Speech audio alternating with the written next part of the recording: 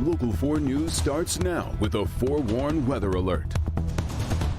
Good evening, everybody. Let's start with a live look at Ann Arbor, where wet, heavy snow has started to accumulate, and that includes on the roads, drivers getting stuck and in some cases spinning out a bit. We are a few hours now into our winter storm warning. It is living up to the forecast thus far. Live picture of conditions in Howell, where the roads are getting worse really by the minute. Good to have you with us for Local 4 News at 6 on this forewarned weather alert day. I'm Devin Skillion. I'm Kimberly Gill. We've been seeing big chunky snowflakes in some of our reporter live shots. Kim Adams is tracking the snow, the temperatures, and more in the forewarned forecast. Kim. Well, everything has come together as expected, and it is really the perfect storm for us to get this heavy snow. Road temperatures are now below freezing. Air temperatures are right at or slightly below freezing, and we've got the heavy snow moving through much of Metro Detroit. So it's playing out exactly as we thought it would, with the exception of Monroe County. I want to point out, it really depends on where you live within that county, because we've said, you know, Monroe would get less snow, but if you're in pretty much the northwest part or even the southwest part of Monroe County, you are getting more heavy snow than expected because that rain snow line stayed a little bit farther to the south. Let's go to Macomb County, where it's snowing at a pretty good clip right now along I-94 in New Baltimore, over to Macomb, Utica, Sterling Heights, Rochester Hills. Usually we use M59 as kind of that dividing line to tell you whether it's going to do something north or south of it. Right now it's all the same. From Romeo down to Sterling Heights over to Clawson and Berkeley, it is snowing fairly heavily right now, and it is sticking to the ground. Now let's go down to Monroe County, and I can show you exactly what I'm talking about. There's a lakeshore flood warning, as Lake Erie could have waves as high as 6 to 8 feet. So that's a problem in Monroe County, but also some heavy snow around LaSalle over to London, Ida, Dundee, even Petersburg getting some very heavy snow at this hour. So this is kind of an area where we're focusing some of our attention a little bit more than we anticipated focusing. Let me show you what I mean here in the last 12 hours, which has really been in the last 3 hours. Notice this bullseye here where the snow has really started to total up. 4.6 inches right outside the airport, 3.8 along I-96 as you go over to Howell and Brighton, and then 3.5 already on the ground in parts of northern Macomb County. Might not look like that much at your house, because keep in mind, a lot of it fell and then melted as soon as it contacted the ground that was above freezing, but now it's definitely starting to total up, and we're not done yet. If you want to know exactly what it's doing at your house, this is the best way to do it, is to go and download our forewarned weather app. We have a wide range of snow totals that I'll tell you more about coming up in the forecast, but you can find out what it's going to do at your neighborhood by downloading the free forewarned weather app.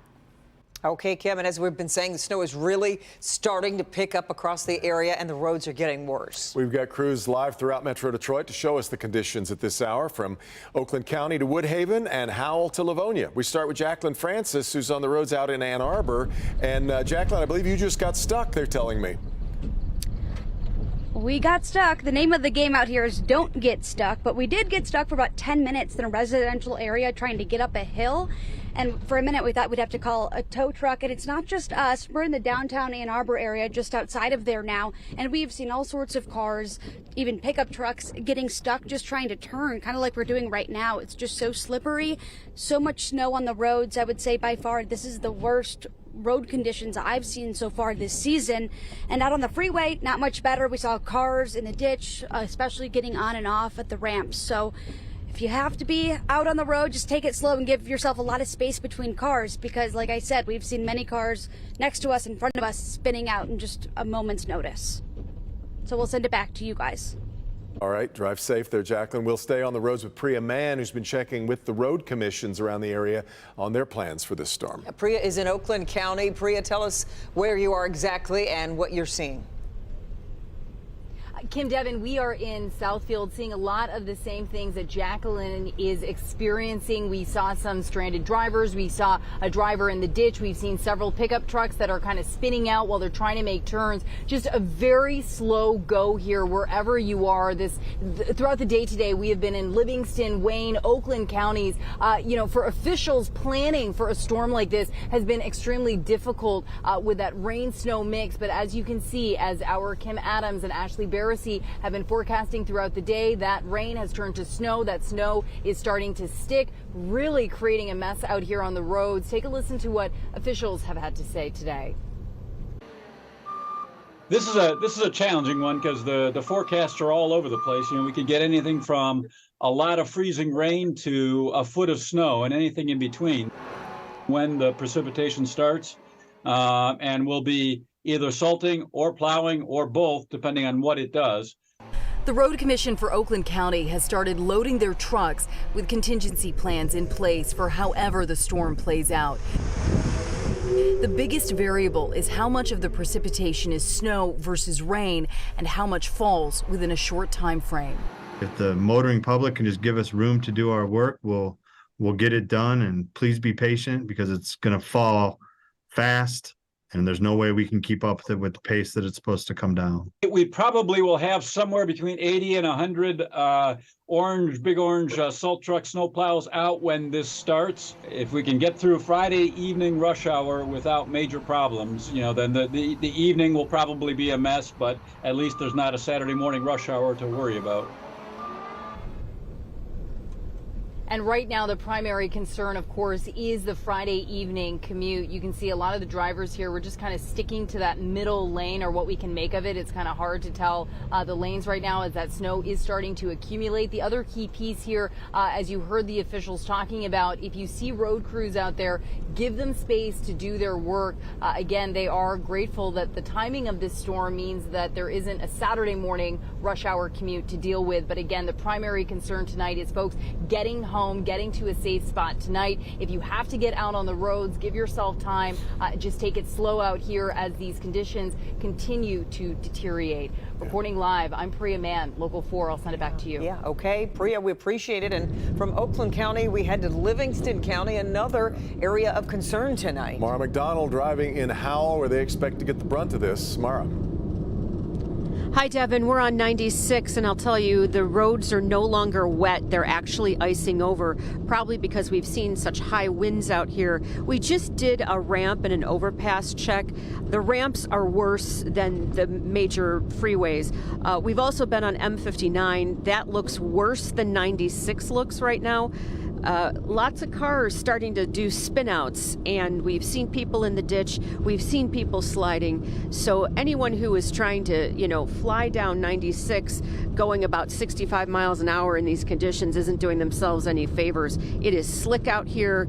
It is going to be a very long night, and we've seen plenty of Road Commission trucks out here salting and starting to scrape, but there's just no way to keep up with this. This is going to be an all-night adventure for them. Yeah. Devin, Kimberly, back to you. Sure is. All right, Mara. So how about Wayne County? Let's check the conditions there. Yeah, Brandon Rue live in Livonia. What are you seeing there, Brandon? Chaos.